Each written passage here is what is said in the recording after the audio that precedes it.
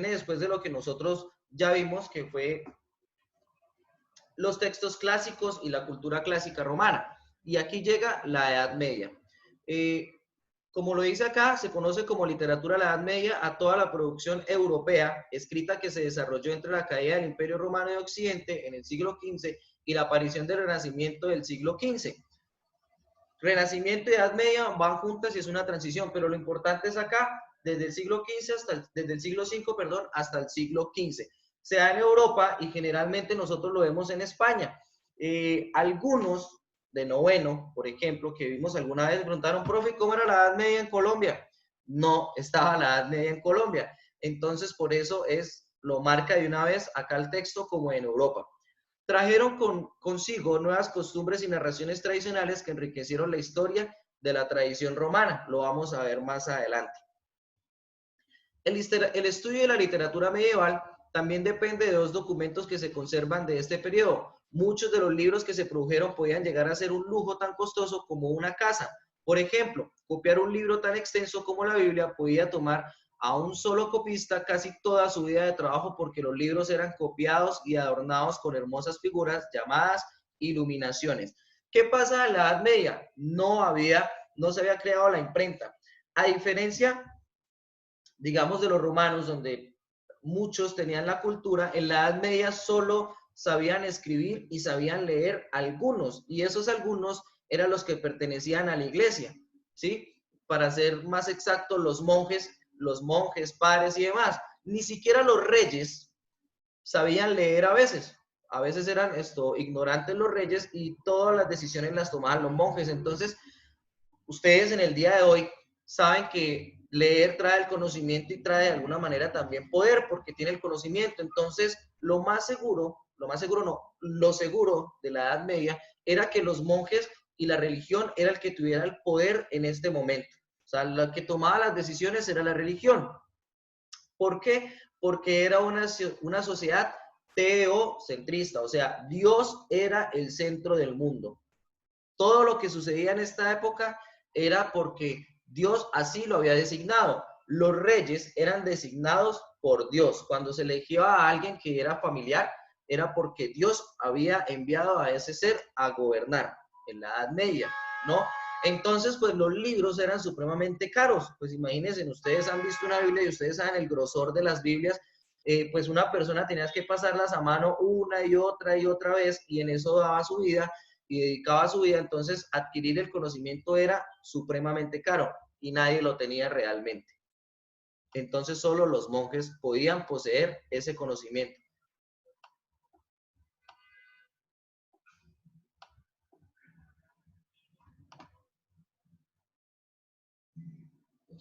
Entonces su literatura va a ser religiosa, prácticamente. Y en el siglo XI se crearon las primeras universidades europeas que se llenaron de estudiosos, especialmente representantes del clero, interesados en la filosofía y la teología.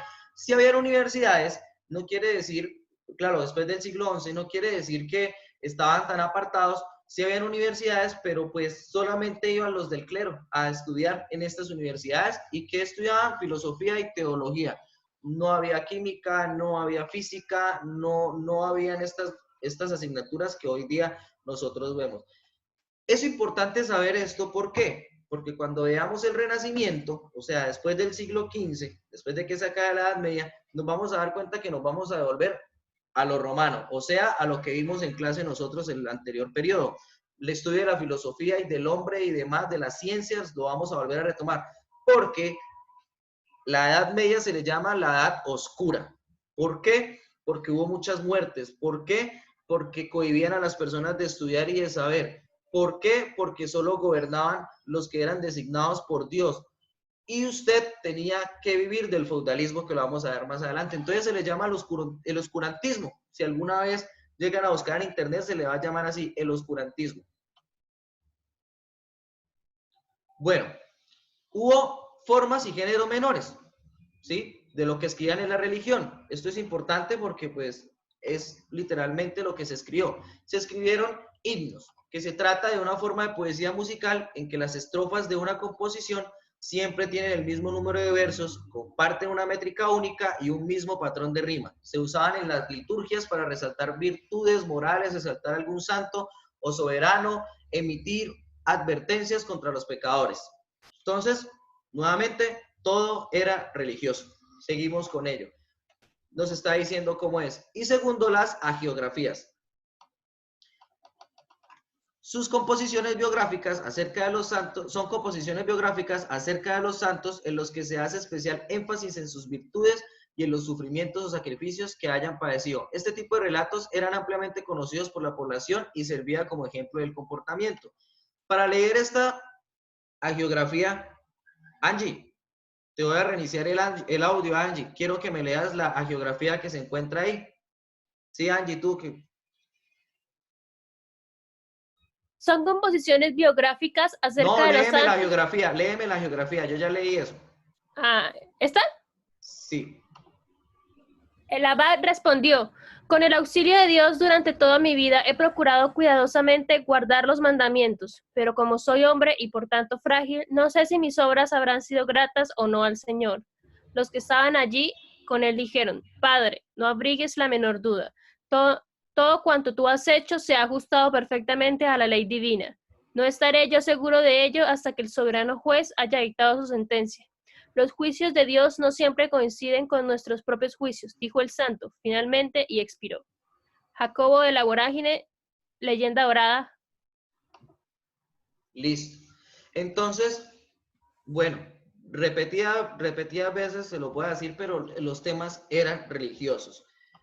¿Qué era lo que más preocupaba en esta época de pronto a los filósofos y teólogos? Que retomaran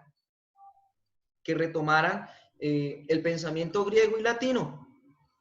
¿Por qué? Porque pues había muchas doctrinas religiosas. ¿Se acuerda que decíamos que eran politeístas? Entonces ellos se preocupaban mucho porque la gente de alguna manera tuviese ese conocimiento en Europa. Entonces, no, simplemente los papas y los reyes decidieron un solo Dios y que ellos eran los dueños de alguna manera de todo pensamiento del ser humano, porque pues ellos eran los enviados de Dios. Estos son los reinos medievales, ¿no? Y cómo funcionaba más o menos, pero les quiero pasar y quiero que me digan si alcanzan a escuchar, porfa, porque creo que...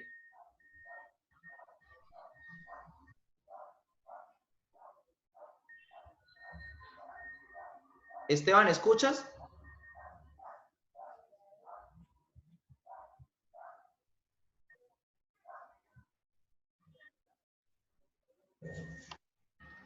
Daniel Granado, vemos que haces que no escuchas bien. Voy a intentar hacer algo.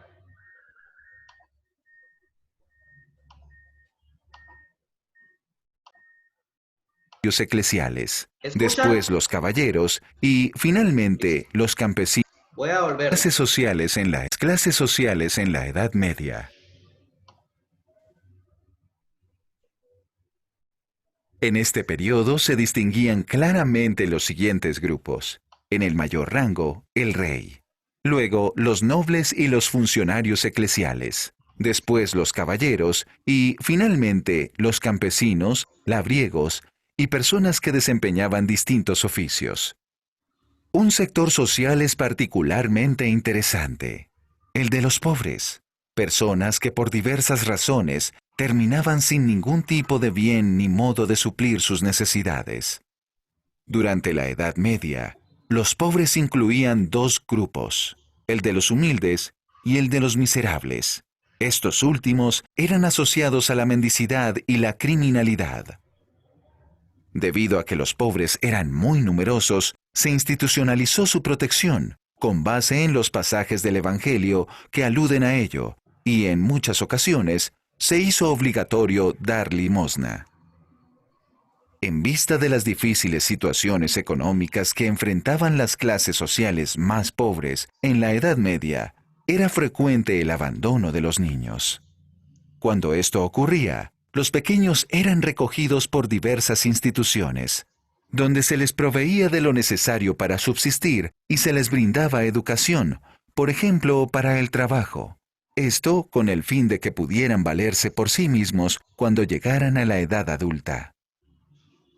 Con el tiempo, los distintos tipos de ayuda para las clases sociales empobrecidas y los niños abandonados pasaron a ser responsabilidad de los estados nacionales y siguen hasta la actualidad. Bueno, vamos a ver quién me responde de qué trataba el video. No sé si alguno quiera participar o lo elijo de la cámara. Al que más haya visto desatento.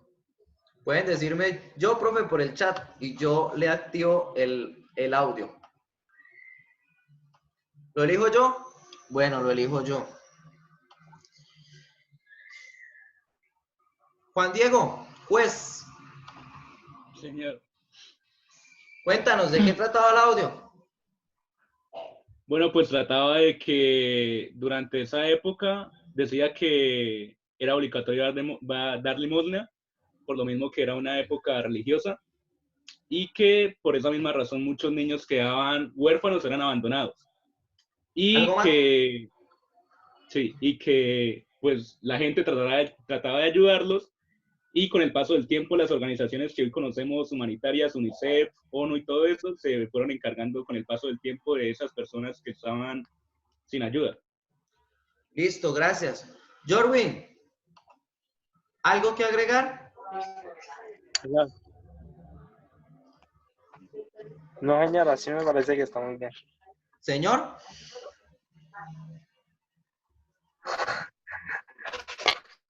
No Díganos, sé, que pues que Jorwin. en esa época como que...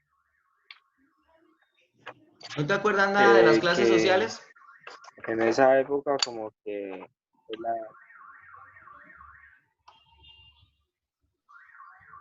¿Cómo? Que si no te acuerdas nada de las clases sociales.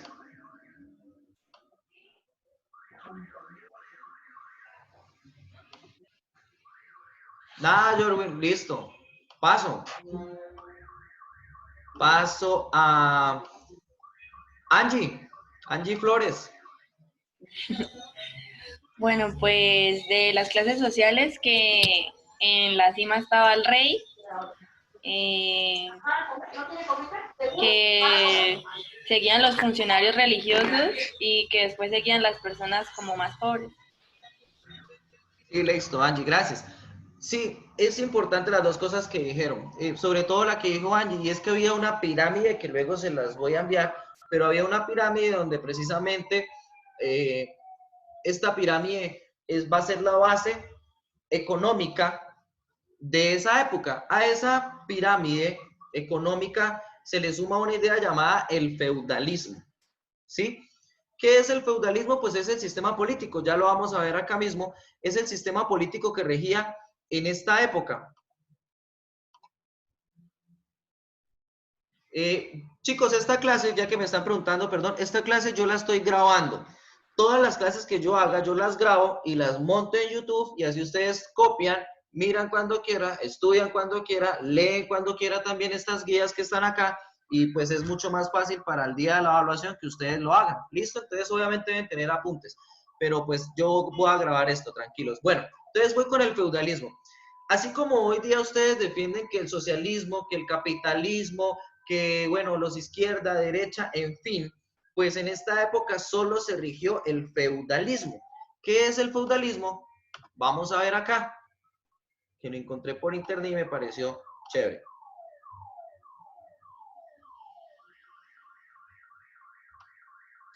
Se denomina feudalismo a un sistema político, económico y social que se desarrolló en Europa Occidental entre los siglos X y XII. Tras el Imperio carolingio, entre sus principales características se encuentra: el poder pasó en la práctica a la mano de los reyes a los grandes señores de cada reino.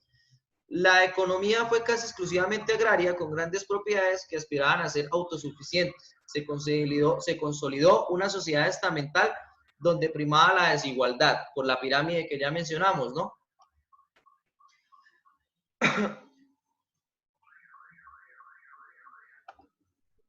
El feudo. Y el feudalismo nació el feudo, ¿sí? Ante la violencia y persistencia de los ataques, no hubo reyes ni gobiernos capaces de defender a la población. Los más poderosos de cada territorio tomaron en sus manos esta tarea. reclutaron guerreros cuyo servicio militar se recompensaba con la entrega de un beneficio, generalmente un feudo. Entonces, ¿en qué consistía el feudalismo del feudo? En que yo tengo un reino y yo le digo a usted, bueno, yo a usted lo voy a proteger, le voy a dar tierras para que siembre, tranquilo, pero usted me va a tener que dar gran porcentaje de eso y pagármelo en oro, claro está, o pagármelo con de alguna manera al feudo, que es un beneficio que usted me va a dar a mí por yo dejarlo vivir acá en este territorio. En eso consistía el feudalismo. Por eso, en esa época vemos escudos de muchos reinos y vemos muchos reinos también en los, cuando nosotros vemos Game of Thrones o cuando vemos Vikingos, de pronto las series de Netflix, ahí va a estar representado muy bien precisamente esto. ¿Cuántos reinos había? ¿Cómo pedían ayudas? ¿Cómo resguardaban a sus gentes? ¿Por qué? Porque pues eso, de eso trataba el feudalismo, en que tenían que protegerlos a toda manera porque ellos les habían estado pagando durante todo el tiempo, ¿listo? Estos tratos personales convertían en señor feudal a quien entregaba un feudo y en vasallo del señor a quien lo recibía. Para los demás, débiles, en su gran mayoría campesinos, la solución fue ponerse bajo la protección de un señor que les pudiera defender y retribuirle con trabajo y o producto. Generalmente era el rey. Le trabajaban al rey casi todos. Acá vemos un poco la pirámide social de las relaciones feudales. Primero estaba el rey, los obispos y abades, que eran las personas que vivían en estas iglesias, los grandes señores, que eran los que cobraban precisamente estos dineros, los señores menores, que eran algunas personas que poseían algunas tierras, pero no tenían tanto caudal de dinero, y los demás que vendrían siendo pues personas que ayudaban a los señores menores y los campesinos, ¿sí?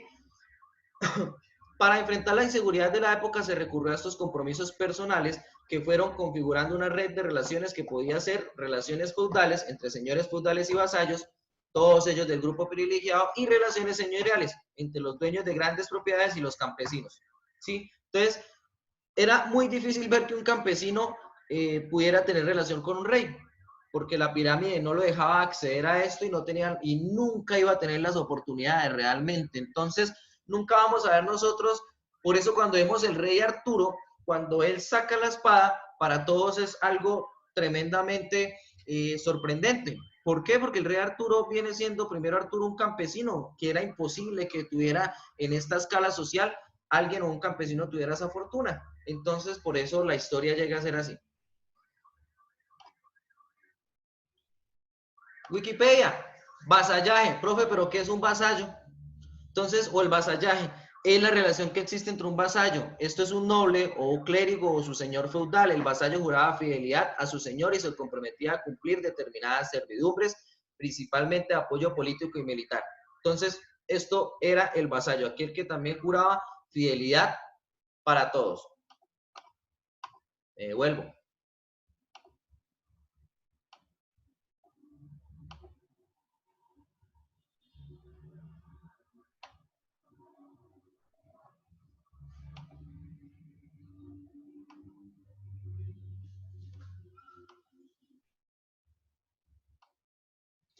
Bueno, todo esto que les estoy contando o intentando decir hoy sucede gracias a un inicio. Me devuelvo.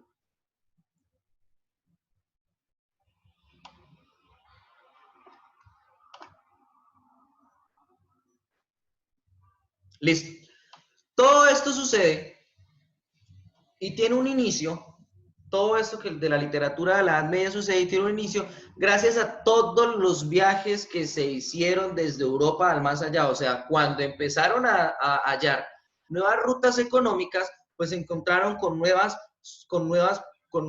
civilizaciones y demás.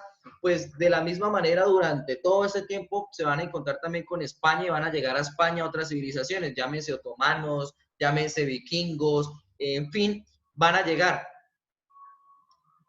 Estos son los viajes que ustedes de pronto ya conocen América desde España, ¿no? Primer, segundo, tercer viaje, y hubo un cuarto viaje que casi siempre no nos mencionan. Pero estos viajes van a ser importantes en la Edad Media porque eso le va a dar fuerza a España. De alguna manera van a sentirse un poco más poderosos en España por esto. Entonces, a esto, ustedes saben que se les llamó el expansionismo, pero así como España se estaba expandiendo, también se estaban expandiendo desde África y desde Asia. Entonces, esto va a repercutir en nosotros luego.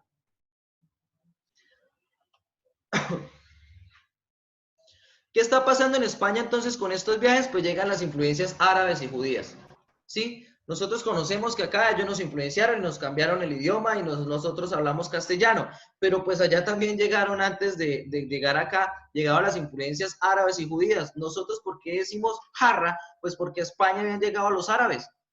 Nosotros, ¿por qué tenemos la H? Pues porque en España habían llegado los árabes.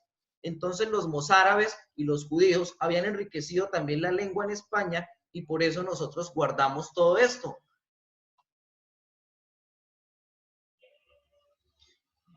Como habían llegado muchas personas a España, entonces una señorita llamada Isabel I de Castillo y Fernando II dijeron, bueno, están llegando árabes, están llegando judíos por todos lados, necesitamos expulsarlos, pero España está dividida en reinos, porque se acuerdan que les había dicho que había muchos reinos, pues ellos dijeron, unamos a Castilla y unamos a Aragón, y así unimos las dos Españas, tres Españas que estaban divididas, cuando nos casemos se van a unir y vamos a tener fuerza y los vamos a sacar.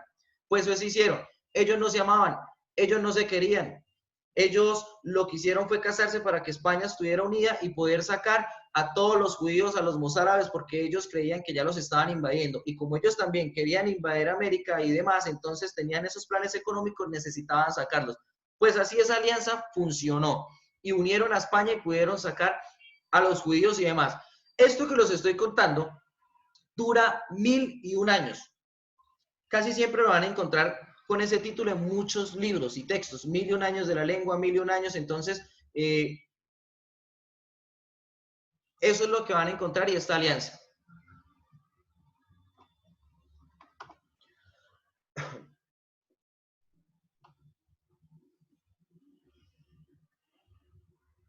Repito, durante la Edad Media la literatura tenía dos escenarios principales. El primero, los monasterios y las cortes, donde predominaba la palabra escrita. El segundo, las villas y el campo, donde predominaba la tradición oral y la creación colectiva. Entonces no se van a mover del campo y de la iglesia. Y lo que les digo, 1000 años de historia. Todo eso sucede en 1000 años. La Edad Media es un periodo de la historia de Europa que va desde el siglo V hasta el siglo XV, ya lo vimos. Y fue una transición en la que dejó atrás las antigüedades, que fue precisamente lo que vimos en el anterior periodo. Voy recordando, nació el feudalismo, ya lo vimos. Fue alrededor de los castillos también que surgieron múltiples unidades, también ya lo vimos, castillos.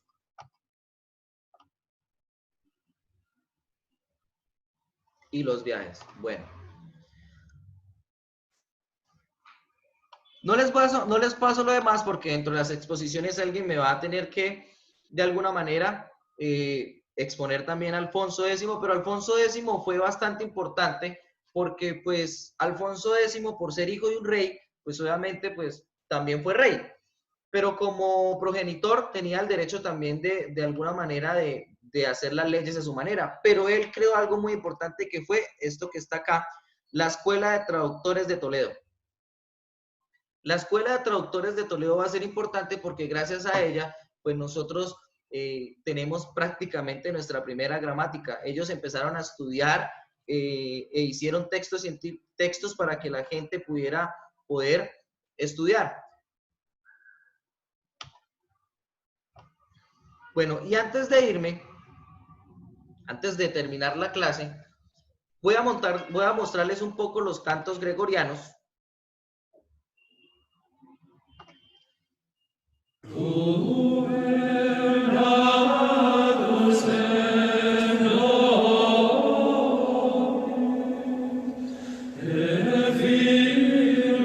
Lo han escuchado en las iglesias, me imagino, ¿no?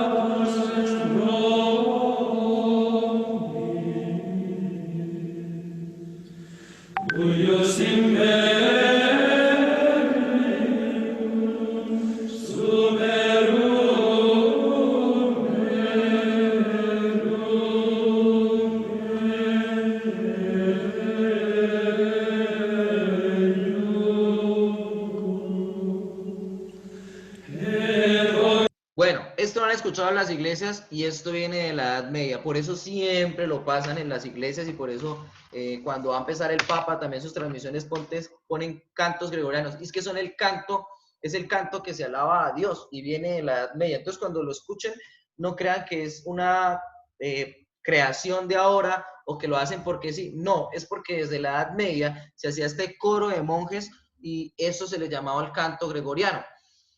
Dentro de la literatura de la Edad Media va a haber algo también que son los cantares de gesta, las carchas, que pues les voy a pasar luego la información, las carchas, cantares de gesta, y entre ellos viene un cantar de gesta que es el cantar del Miocid. Ustedes lo han visto. Bueno, chicos, esto es un tutorial veces, para todos. Perdón, lo han visto muchas veces.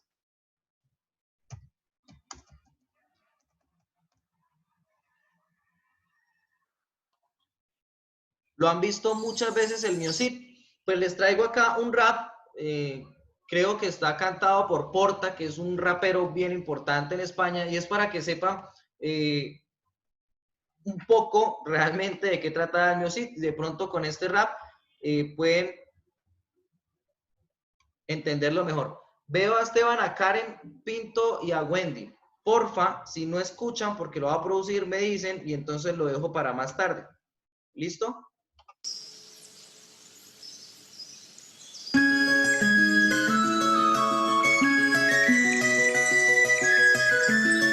Esteban. Queridos oyentes, os quiero deleitar con un poema épico, especial e histórico, el poema del Miocid, aquel caballero desterrado por su propio rey, aquel caballero. Qué buen vasallo si hubiese tenido buen señor. Sí, oh. Rodrigo Díaz, o Miocid el campeador, salvador de Sevilla contra Almudázar el traidor. Siendo solo un infanzón las envidias despertó y así lo desterró el rey Alfonso su señor. Alejólo de sus hijas doña Elvira y doña Sol, dejó sola a su mujer doña Jimena y se marchó.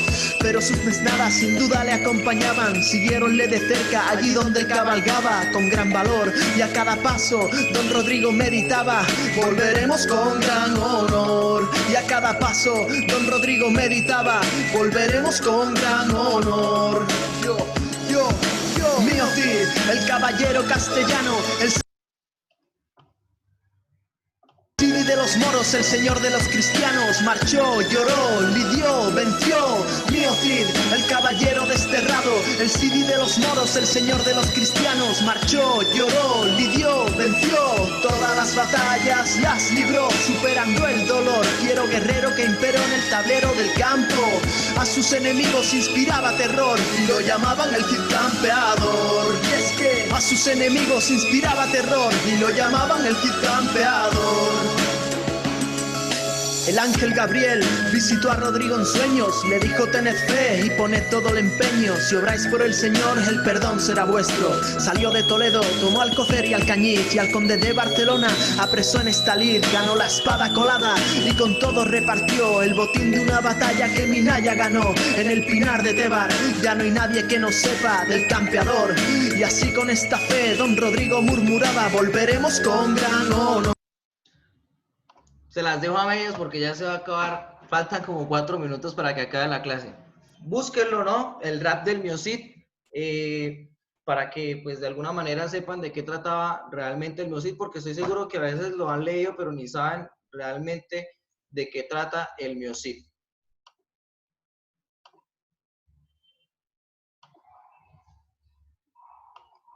Bueno, voy a activarle la cámara.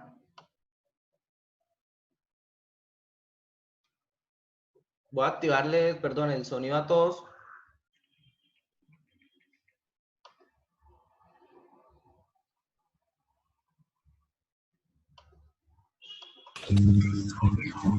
Listo, ya los activé. ¿Qué dice, profe?